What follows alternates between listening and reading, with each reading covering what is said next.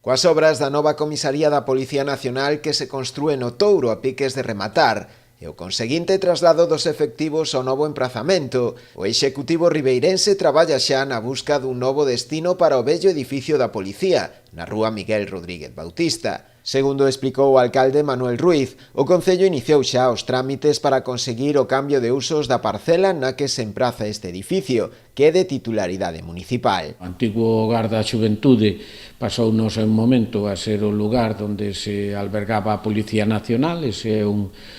terreo que é do Concello, que foi cedido para eses fines. Lóxicamente, en estes momentos que vamos a inaugurar esa nova comisaría, van a quedar sin o fin para o que foron destinados dentro do Ministerio do Interior e, polo tanto, xa se empezou esa desafectación para que de aí poda pasar, sendo un equipamento público igualmente, pois a mans do que é a Consellería de Educación. Segundo explicou o rexedor, a desafectación permitirá poder levar a cabo a futura ampliación do CEIP ao grupo, co que linda o edificio da vella comisaría, e así dar resposta a unha demanda de espazo do colexio. Precisamente hoxe teño unha reunión co conselleiro para manifestarlle xa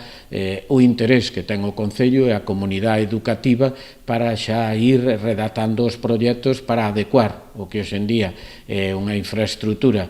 pensada para a Policía Nacional, nunha infraestructura pois que este pensado na educación, e ademais pois llevou a propoñer a posibilidade de que estes tres centros que quedarían no grupo escolar, é dicir, o principal máis primaria máis este novo centro, poderán estar unidos por algún tipo de pasarela, co cual a efectos de logística e a efectos de o que é